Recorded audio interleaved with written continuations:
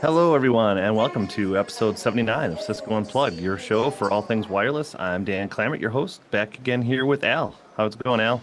Hey Dan, good. I feel like I'm the only one at home today. You Like everybody are, else is on yeah. the road. You're like, where's Waldo? And I'm and in Ian's Austin. over. Yeah, Yes. we have Ian live from Amsterdam. Ian, how's it going out there? It is good. It's Wednesday here, end of the day. This always happens, right? It's Yep. 5:30 local time, which means we got about 30 minutes before they start turning the lights off in here. Yeah. So we'll see how far we get Hopefully you don't get kicked out of there. Yeah. every year. We brought the night vision camera just in case. Exactly. You can always try the "Do you know who I am" line. See how that Kind of a works. big deal. Yeah. Yeah. Yeah. Yeah. Well, The and we're doing the something a autograph little bit sessions different there will today. be after the meet and greet for Ian will be later on. This, so. Yeah. And just we're doing something a little bit different today. We have at Cisco we have two different shows. Effectively, there's the Unplugged show, and then there's the Networking Insider show, and we're doing them jointly today together. Yes. So Yes. if you're you're in the WebEx for Networking Insiders, welcome. And by the way, I hope you noticed the new name that it used to be Mastering Enterprise Networking. It's now Networking Insiders. And there Yes. is a YouTube channel at Networking Insiders. So that's all kind of new material from. Yeah, so go out there, find that channel, subscribe, and check out some of the videos. There's some video content out there, but much more on the horizon, my understanding. So, and Yeah. speaking of YouTube, we are also live on our channel here, Unplugged, youtube.com/@getunplugged. And we are taking questions via Slido like usual. So if you do have questions, you can go to the Slido link there on your screen or via the YouTube link below the video link. I should say the Slido link below the video on our YouTube channel. So when you're out there, go like and subscribe. This video, we'll put this under the playlist of the Cisco Lives. We've got now a nice collection of former Cisco Lives that we've got building out there on the channel. So thanks for jumping in and watching today. Appreciate you. And so I guess we want to go over to Mike right away, Al, or what do you want to do here? Yeah, let's cut over to Cisco Live. So one of the things we want to do is kind of bring you guys some of the excitement from Cisco Live, Exactly. because not everybody got to go to Amsterdam, Yeah. Including Dan and I. So Yeah, exactly. we need to fix that. No, I'm just kidding. So, this is a chance to kind of bring some of that excitement. Yeah. You know, And the announcements, everybody. like what's going on, what's happening, what's new from Cisco Yeah. here. So So let's take. I mean, if we can, let's cut over and get sort of what are the big announcements for the show? Ian, is that Yeah, for all sure. right? Welcome to Cisco Live Amsterdam. My name is Mike Krause. I'm our Vice President of Global Networking Solutions Engineering. I'm happy to be talking to everybody in the audience from Unplugged as well as Networking Insiders for this very special edition. I want to share with you for a moment some of the big innovations that we're releasing this week at Cisco Live. First, for operational simplicity, powered by Agentic Ops, there's a number of new capabilities that we're introducing. First, we're introducing the ability to have autonomous troubleshooting, continuous optimization, and also trusted validation. In addition, we're releasing our AI assistant for Catalyst Center. We're also releasing an AI assistant for our industrial Ethernet solutions, and we have many other AI capabilities that we're announcing this week as well.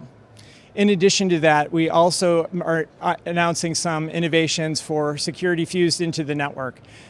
In this case, we are adding in some new capabilities for our customers that leverage fabrics. In particular, we have security services insertion. So instead of having all of your traffic have to go through a firewall for inspection or letting all of it pass through unsecured, you can now select which traffic that you want to send for deeper inspection. We also are introducing in 26.1, which is our next iOS release that's coming out in March, PQC support for our routers. So in this case, if you're worried about post-quantum cryptography attacks, the harvest now, decrypt later attacks, will be able to provide protection for that data as it goes in transport. Then for AI-ready infrastructure, we are announcing a new set of routers in our C8100s. And that's going to update our portfolio to replace a number of our older Meraki MX routers, as well as some of the other low-end routers within our portfolio. We're also introducing an additional wireless gateway, a CW9800L-M, for those that were looking for a little bit smaller cloud gateway than we had in the past. There are many other innovations that we're announcing this week, and some of that you're going to hear throughout the show. So I hope you enjoy. Thank you for tuning in. Well, we finally got Mike on the show. It's been a long time. He's been hassling me for years to come on, and we finally made it work. So I'm just kidding. Yeah. And a lot of new AI things, right? I mean, I was is that just a going big to ask focus there at the show? what you're most excited about. I think the AI assistant coming to Catalyst Center is exciting. If you turn your head this way, you can count like 4 AI signs, and you go that way, there's another 4. So yeah, it's a big topic for sure. Well, go ahead, Al. I'm a big fan of AI because for years I've been trying to get people to name their kids Al, right? Like my kids, my grandkids, nobody wants to name their kid Al. Finally, it's cool, right? We're just not going to tell people that it looks the same, right? Al, AI, that kind of looks the same. So hey, we're not going to, we're just going to run with it. Finally, I got my, my wish. So I like AI. Exactly. You don't be, a lot of times we'll be having internal communications and people are confusing the ALs and the AIs in the paragraphs. Yeah. So also, we talked about the smaller campus gateway previously. I think that was last episode. So that was another exciting announcement. Anything else sticking out to you guys? I think some of the stuff that we kind of peripheral to the stuff that we recorded this week was some of the experience metric stuff, right? So you're probably going to see more about that on a future episode here, but it's certainly been shown and some sessions on that. This is basically trying to take the assurance data that we've been gathering in the WLC and the dashboard and basically provide an easier view perhaps for you to see kind of everything in one-stop shop and how this really translates down to client experience, right? So you can ask questions about, why is this connection behaving this way and that kind of thing, and see all the stats kind of supporting that situation in one screen, rather than having to poke around a UI right in different spots. Exactly. Very cool. Yeah. I know one thing that always, I get a lot of excitement out of as far as just the NOC conversations. We always get to catch up with the NOC folks here at Cisco Live, and this year was no exception. So do we want to cut over to them? That's always a fun segment. I'll just give you a couple of quick stats first here, and just literally late breaking to come in here while we were getting ready to do this. So it looks like we peaked around 12,000 users on the network this year, and we've been running, or the team has been running multiple SSIDs with different capabilities. Our Wi-Fi 7 SSID, Cisco Live, and a legacy SSID. Just to give you a quick breakdown here. Across all the venue, and keep in mind this venue is a mix of stuff that we overbuild and, existing infrastructure that is not necessarily 6 gigs enabled. Sure. But globally, 18% of the clients on 6 gigs, 82% on 5 gigs. If you look at the keynote area where we're doing all 9179Fs, right, modern, our most kind of flagship product, 32%, so almost double of the number of 6 gig uptake in that area, 68% on 5 gigs. And then when you look at, the meeting area, which is kind of the area I'm sitting in here, 43% on 6 gigs, 57% on 5 gigs. So behind me, I don't know if we can go to a wider shot here, but you might be able to see some of the access points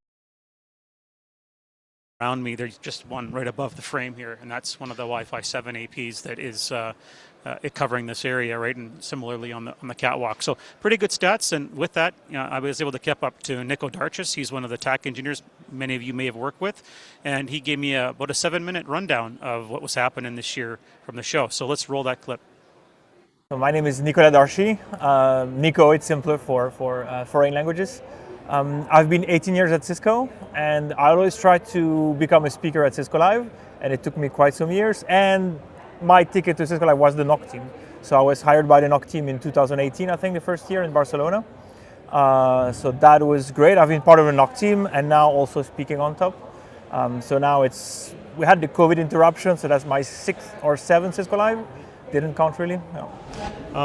What's you doing in session this year? Anything that you're presenting on this year? Troubleshooting wireless, because that's my day job. I'm from tech, so that's what we do. We have a session this year with Meraki. It's the first year we have a troubleshoot Cisco wireless, right, on-prem or cloud, so we don't say Catalyst or Meraki anymore. And a second session more dedicated to the Catalyst 9800. I'm also on the AI theater session with a RATKit MCP session because, yeah, it's 2026, so a bit of AI, right? The Department of Cool. So tell me a little bit about the show this year. What are we running? Anything new from last year? Stats, figures, that kind of stuff? Absolutely. So last year we had a lot of new stuff because we had Wi-Fi 7, right? We really wanted to have a Wi-Fi 7 presence, but it was extremely early. So this year we decided to just, not add anything extra, not do anything crazy, but really bank on the Wi-Fi 7. So we have more Wi-Fi 7 this year. It's present in more than just one hall. We still have it on a dedicated SSID. So our strategy is 6 GHz is really now, the adoption is really ramping up. I just looked at the numbers before coming here and we have 25% in the keynote. So I would say that's smartphone related, a bit less 6 GHz clients in the smartphones. Laptops now have a lot more 6 GHz. So we see up to 50% in the rest of the venue on 6 GHz. And that's really doing a lot. It's really unloading the 5 GHz channel. And everyone is having a better experience. So even people with an older laptop, because there's less people on 5 GHz, are really enjoying a better experience because now there's also 6 GHz Wi-Fi, right? We kind of double the capacity for real. We've been having dual 5 GHz APs in the past, but when you have a large venue, you're not really doubling the capacity because, especially in Europe, we don't have all the channels, right? So that's always a struggle. Gotcha. Authentication-wise, anything we've changed from last year, things we've learned, how are clients behaving? Clients are always misbehaving somehow, one way or another. You cannot work around everything. So yeah, it's always a balance. We have a large group of nerds, so we have an IPv6 mostly SSID. So if your device supports it, the DHCP server offers you an IPv4, but there's an option there that says if you can afford it, please only use IPv6. And that works flawlessly. However, you always have people who have a VPN tunnel to a VPN concentrator who doesn't really support this properly, and it's IPv4 only, and there's always some struggle, right? So we made the decision, we are WPA3 only on the main SSID, because we think by now WPA3 is just mainstream, and we have more than 90% adoption, so that proves we're right. But I think it's good practice, that's my personal opinion, we have a legacy SSID. Because we've been having for years many discussions. Do we enable this option? We have a lot of fancy options in the wireless, 11K, 11V, device analytics, a lot of cool features, but sometimes we're afraid, right? Because people in the NOC, we're attack, we're escalation, we only see the problems. And we know, yes, some client types, right? Poor drivers, they have a problem with this. It's no one's fault, it's not the feature's fault, but we have to live with it. So what do we do is now that we have this main SSID, we say the main SSID is the cool one, and it's going to work with 90% of the smartphones and clients. And we enable all the knobs, and we have a great experience. If you have any issue, go back to the legacy SSID. So that's an SSID that is purely WPA2 pre-shared key with no fancy option whatsoever. An SSID like 20 years ago, nearly now, maybe not 20, but okay, let's say 15 years ago. 15, yeah. And so we have zero compatibility issue there. Like you have the weirdest client, go to legacy. And people start to understand they have the reflex. Or we wrote on the badge, you have the Wi-Fi details, and if you have any issue, go back to legacy. We have only 7% of the attendees on legacy, so I think that's a success. You cannot always rule out the oldest client or crappy device. It's not the person's fault. Sometimes it's a new phone, a new device, but it's too brand new, it's a special edition. They have bugs, like it happens, right? And people will understand. It's just 2 minutes, oh, you have a problem, I go back to legacy, now it works, forget about it, right? Gotcha. So that's better. Keynote this year, 9179Fs, right? Yes. That was a big stress because it's the first time we use it, right, in such a production. It's not something you can easily do in a lab. The keynote is very specific. You have thousands of people coming at the same time, so completely insane roaming for 10 minutes, then people stay static. So it was a lot of design. We used RxSOP, all the features we have to really design this very carefully. And I have to say, I think it's working flawlessly, right? In the last years with proper design, with the 9104, which has really great antenna pattern, we had really great coverage. We were happy. So the spectrum on 5 GHz was busy everywhere, but stable, spread evenly, and it was working. And now, thanks to the 6 GHz radio of the 9179F, utilization in 5 GHz lowered. So we're only now at 60%. Like busy-ish, but it's not, you still have some medium free. So you can do a speed test and get some 60 megabit, 100 megabit in some places during a keynote with 6,000 people sitting, which is unheard of. Like we would never expect that. We were happy if you just can pass traffic in the past, and now you're having 100 meg. So absolutely, that's pretty nice. Gotcha. I spot behind you on the table there an AP. It looks like a 9172. Is that for synthetic testing, or what are we doing? Absolutely. The 9172H can act as a thousand-eyes agent, which is really nice because in the past we would have a separate dashboard for the sensors, and it was not well integrated, if I can say so. And now it's part of our thousand-eyes solution, right? So we have 1 per hole or 2 per hole in key areas. The sensor, which is testing every single SSID, and it's testing not speed test, because I'm against that, because when you do a speed test, you're burning the medium, right? And then it doesn't mean anything. What people want is just to be able to pass traffic, get a text message, connect quickly, and not wait 20 seconds, right? So we're testing mostly latency, obtention of an IP address, and the fact that it just works, right? Gotcha. And is that bouncing through the different SSIDs in its testing? Absolutely, yeah. Cool. Any other takeaways this year, things that have surprised you at all? Surprised? No. I think we decided to have a quiet year, and so far so good. So yeah. No big surprise awesome. this year. Well, that's the good news in your world. So yes, absolutely. Well, thank you so much for your time. Thank you. Awesome. Are you sure he's with TAC? It sounded more like product marketing to me. Yeah. Yeah. Hopefully, he didn't jinx it here by well, saying you know what? Flawless. I don't know if you can see that or not. It may be a little bit reflective, but that's 134 down and 166 meg up here.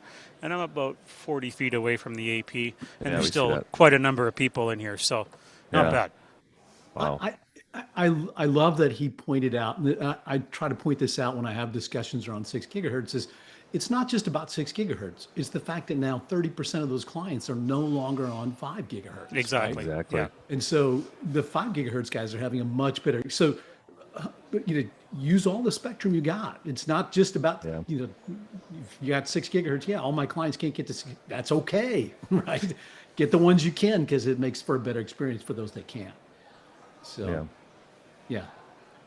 Yeah, nice job with that interview. Yeah. Ian, thanks. That's always interesting. Appreciate that. No worries. Yeah. It was fun. Yeah. Yeah, so did we want to cut to Mike again? Mike was able to catch up with Balaji, who leads our platforms team, or platform team, I should say. And I think they were going to talk a little bit about Cisco Cloud Control. Sure, let's do it. All right. All right, hello again. My name again is Mike, and I am here with Balaji, a good friend of mine. Balaji, can you talk a little bit about yourself and what you do for Cisco? Sure. Hey, Mike, thank you. Thanks for taking the time. I'm Balaji Venkatraman. I'm VP Product Management for Cisco Cloud Control. So, a lot of our customers, frequently say to me, Cisco has a lot of different consoles. What are you doing to bring this together to make my life easier? What are we doing, Balaji? Well, every CIO, every IT admin has two fundamental challenges that they're trying to solve. One, the fragmentation of the IT infrastructure, and two, with networks evolving at the pace of faster than what humans can deal with, how do we build an agentic platform? And that's exactly what Cisco Cloud Control is. Cisco Cloud Control is an AI native platform that converges the management plane for networking, data center, security, Splunk, and observability, and collab. So by bringing all these solutions together, we solve the management challenge, the fragmentation challenge, and as an AI native platform, we'll be able to answer questions that hitherto we were not able to. So that's really amazing, bringing this all together. Like in this case, just to get it right, you're really talking about the whole Cisco portfolio. Is that right? Like all of the Cisco technologies? All of the Cisco technologies, and we are also working with Cisco IQ to see how we can enrich the inventory and topology and other information from Cisco IQ. We are working with TAC, so this is going to be across the entire Cisco portfolio. Yeah, so you'll be able to get insights, as you're mentioning here, from like an inventory perspective across the portfolio, and then like support ticket information then through Cisco IQ. Yes. So where are we going to start? Like in this case, like which platforms would we see first, in this case, come into Cisco Cloud Control? Well, we have already got a good head start in the management convergence. The product is already alpha. In Cisco Live EMEA today, we are here in Amsterdam, and we are ready to go beta. We already, February 16th, right? That's right. We're almost there. We are onboarding customers on February 16th.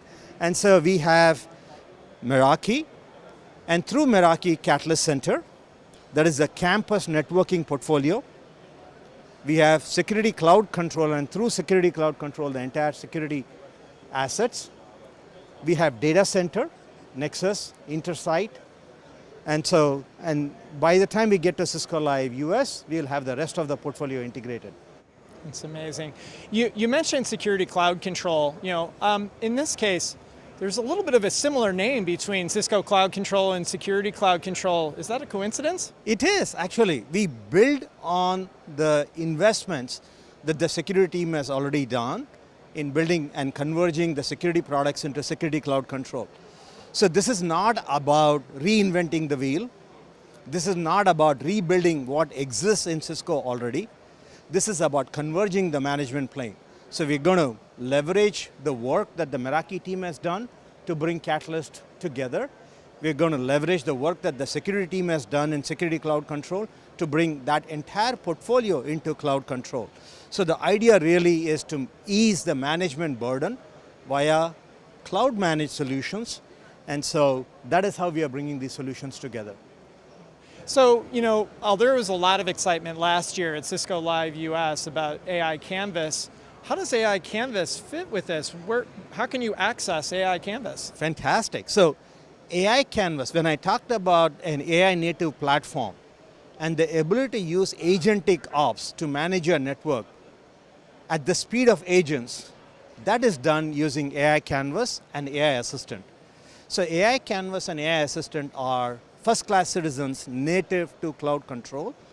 And so customers that, like data center customers, security customers, collab customers that want the capability of AI Canvas and AI Assistant can come through Cloud Control and access that capability.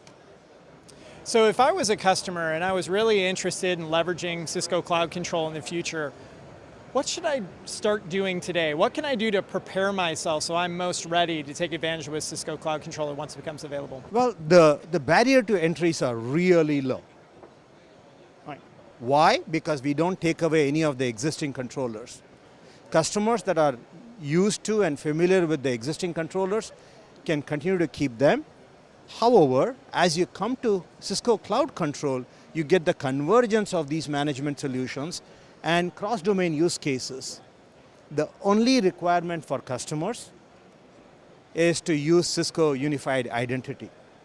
It's a compelling capability, and as you point your IDP, customers point their IDP to Cisco Unified Identity, CUI, we are able to stitch the users and tenants together, and that is how we enable the cross-domain use cases. So the customers do not have to redo their infrastructure. This is a very low barrier to entry. That's great. And one of the things that I always think is such a different experience is when you're using Cisco Cloud Control and leveraging that unified identity, when you're going from security to networking to collaboration, you don't have to log in again. That's right. So the single sign-on, with unified identity you get single sign-on, supported by RBAC. You don't have to sign in again and again between Meraki and security and Collab and Splunk. So the customer logs in once and has access to all the capabilities that Cisco has to offer across multiple architectures. And that is also how we provide the common context that is necessary for AI Canvas and AI Assistant so that we can truly be agentic ops. All right. Well, thank you, Balaji. I think this was great. I really appreciate it. I'm super excited. I believe our customers are going to be super excited too, and appreciate the time with you today. Thank you, and stay tuned for Cloud Control launch at Cisco Live US. So Wednesday I ordered, I spent $400, and I said, I am going to get 8 t-shirts. Wait a minute, I spent my money. $400 for 8 t-shirts? Dude, I can get t-shirts made for less than $50 each. I know, but this is like in 2-day turnaround. That's fair. Yeah, I think this will be okay.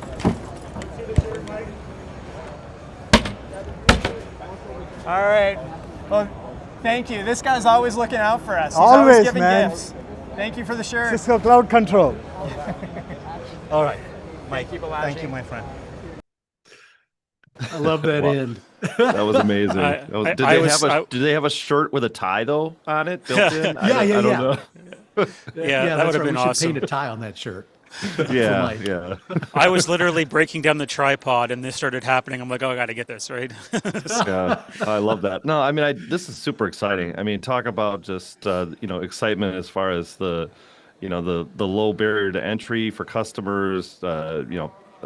I hate to say like single pane of glass, but really tying something that's going to tie a lot of their solutions together is super exciting. You just need a really, really big monitor. It's a big single pane of glass. Exactly. Lots of monitors. I think you sort of you have to take it kind of almost like two tiers. You have the cloud control, which now gives you that single pane of glass across all those different platforms, but also you have AI Canvas that has the agentic capability across all those to solve problems, to use these different domains to solve problems, to troubleshoot problems. So I think there's really two different levels on there on how we are starting to bring all these platforms together. And I think we're all like old time Cisco guys, right? So I mean for many, many years we've said one Cisco, right? Yes. Okay. Maybe we've tried. Al, you mean the future is not 80 columns, Al? Yeah, that's right. Cross-launching. By the way, he didn't mention it on there, but Cloud Control doesn't actually cross-launch. It actually runs those different applications natively in Cloud Control, right? So you're not relying on cross-launching into a bunch of different dashboards and stuff like that. So it's very impressive. So it's exciting. Are you getting the nod to get kicked out? Dave Benham's off to the side here. You should come in here just quickly. Say hi. Tom, cut to a full screen shot here. I can see. Say hi. Back there in the jungle. Yeah, I Welcome. can't hear you, but you can hear me. So hello. Hey. He's back there playing Tarzan. Exactly. A lot of good customer conversations, and people are really excited about where the products are going. So it's just good to get positive feedback and engagement. Just a lot of good meetings, and not too many ambushes. So it's it's just good to interact with customers and hear the excitement. A lot of positive thoughts about Catalyst Center. Seems it's the best it's been in a long time. Excitement about where the features are right now. So that's good to hear. Right on. Cool. So thank you. There you go. Surprise appearance from the man. Yeah. Nice. So thank you, Dave. So there you go. Ian, did you? I know a big part of Cisco Live is partners. Were you able to talk to anybody in the partner? Yeah. Always get ambushed from the Hamina folks there. So let's roll that clip, Tom. Oh, nice. Boy. I'm looking forward to this one. Hey, everybody. Ian was kind enough to invite me to talk about a couple of things. The other one is remote Wi-Fi analysis, and the other one is this guy, the new Hamina Clip, which is a tiny, small Wi-Fi measurement device. It's all wireless. No cables needed. You can do site surveys. You can do instant Wi-Fi troubleshooting. You turn it on, it'll tell you exactly what's wrong with your network. It communicates nicely with your iPhone, wirelessly. Clips on your belt, clips on your shoulder. 6-hour battery life. Just perfect solution for designing, maintaining, surveying your Cisco networks. Right, Alan? It's a pretty cool device, isn't it? Says Alan Blake from Ookla. Thank you, Alan. Anyway, the other thing I wanted to mention is our remote live troubleshooting capabilities. So oftentimes, when you're troubleshooting, you look at the Meraki dashboard, you look at the Catalyst Center, but then you may want to get also a visual overview of how the network is doing. So this is really it. Oh, and there we saw the client actually roam from one AP to the next. So with our Hamina Live, you can not only see how the network was designed when you designed it using our AI-based network planner. You can see how the network looked like when it was surveyed with a clip. But now you can see it, how it works in real life as we speak. So it gives you real-time client analytics. It gives you real-time coverage heat maps. It gives you utilization, shows you everything that's in your wireless network right now. Not only how it was when you designed it with Hamina, not only how it was when you surveyed it, but how it works right now. Maybe one last thing is, in terms of visualizing the data, the tools have really gone a long way. So here's just an example. Let's look at an example of Wi-Fi simulation in 3D. Nowadays, you see the entire building, and I would definitely rotate this, but I can't. Can you help me out? And meet Hannele, our marketing director. Can you swivel the map a little bit? Because I simply cannot. There you go, thank you. And I'll hold down control for you. Oh, there we go. Anyway, where was I? Thank you, Hannele. Sorry for disturbing your lunch, which is a Coca-Cola, according to the. So this is the company policy lunch, isn't it? Yes, but with 0 sugar. Oh, 0 sugar. So then it's almost cancer-free. Almost. It's not cancer-free, but it's diabetes-free. Apparently, yes. Okay, back to business. Oh, yes. So anyway, really cool 3D visuals, AI-assisted network planning, site surveys with a new clip, or the powerhouse Nomad that we have been shipping already for a couple of years. Both are now there. This one, smaller, convenient, Nomad, quad radio packet analysis, spectrum analyzer integration, all of that. And then the Hamina Live, just an unbelievable way to remotely see your Wi-Fi network like never before. Ladies and gentlemen, here we have a brave contestant, Mr. Dan Jones, who has announced himself to go through the Hamina Design Challenge. We have a completely real, recently Claude-coded application for timer. And the timer starts, and can you make what? Dan, answer me this. Yep. Will you win the Running Man? Oh no, that's a different thing. What are you going to do in 1 minute for us? I'm going to design a network with ultra-wideband and full coverage and cables and everything. Why not? There you go. There you go. The brave contestant. Are you ready? Yes. The completely legitimate timer starts now. Whoa! Okay. Super fast 1 second. demo. Okay, let's go. I got to 2 seconds. find the. Don't stress me out, man. Right, okay, let's go in here. We'll find office floor plan. We're going to use that floor plan. Already at 5 seconds. Okay. It's going to analyze the scale for us, right? I'm going to do all that kind of stuff. I'm just going to be lazy and see what's going on here. It looks like it's all good. We're going to go. Right, I'm going to start building out. What AP shall I use? Let's use a Cisco. 10 seconds already. I'm going to use the 78i. There we go. And I'm going to use it in this place. So here we go. I'm going to, I could do all this all manually. Do you know what I'm going to do? I'm just going to tell it to auto place and do high capacity for me. Quickly, 15 seconds. I'm just going to do this. It's just going to fill out everything for me. Boom! Loads of it. Love it. How did it go? Boom! So that's it. We've got that stuff there. We've got our walls. Let's build our walls. That's good. Right, let's put our switches in. I'm going to use that as a switching closet. I'm going to put some cable trays in. I'm going to put my cable trays across there, like that. Did like you just right-click accidentally, Dan? Did you right-click accidentally? No. That will give you a punishment of 2 more seconds. Not You're under the officially stress now at all. at 27 seconds, Dan. Right, move this down here. It's all gone in. Okay, we've got things You there. have 30 seconds for ultra-wideband switch. planning, Dan. I know. Faster.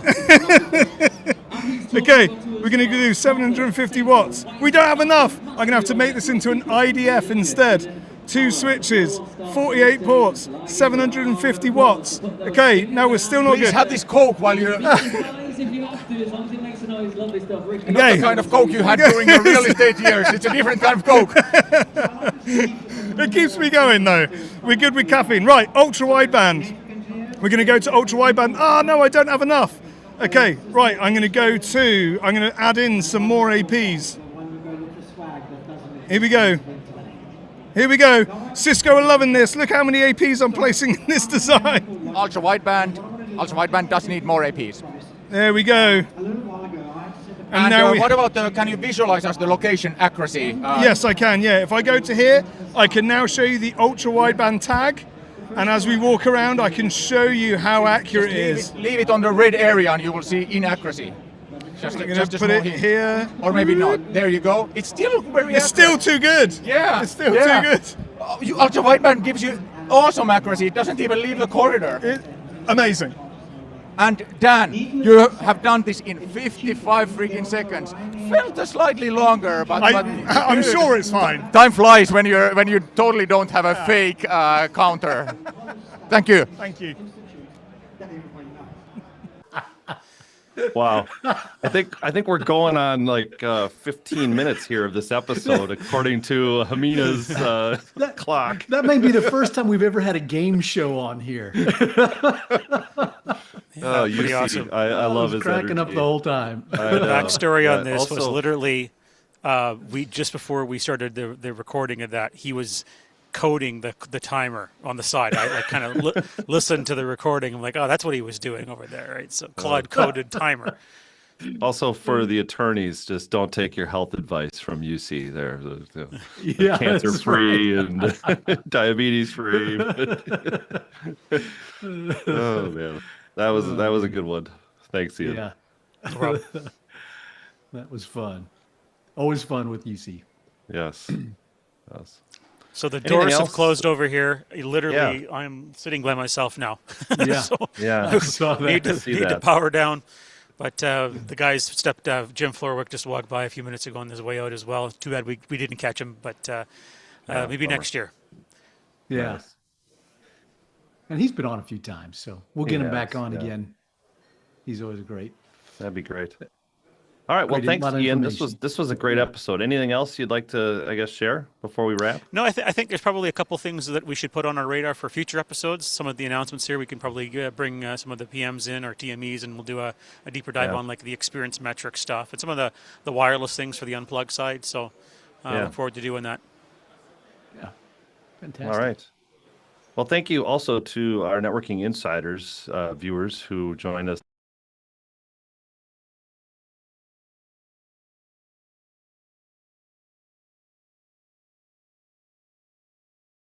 And turn on notifications for clicking the bell so you're notified when they do post this and other great content on their channel.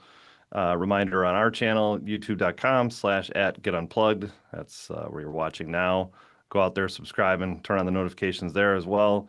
And if you want to get a hold of us, you have an idea, you want to be on the show, that sort of thing, you can reach us at getunplugged@cisco.com. You can also always contact us through your Cisco account team. They know how to get a hold of us. Twitter, X at Unplugged80211, or on Threads at Unplugged Connectivity. So also, as a reminder, we have our schedule out there. So on the YouTube channel, you scroll down to the first link, you'll see, click on that, and it takes you to our webpage with our upcoming schedule. I think we're out through March now as far as episodes into April. So with that, thank you very much, Ian. Great episode. And thank you to everyone else behind the scenes, Mike, Balaji, UC, it was, and the NOC team.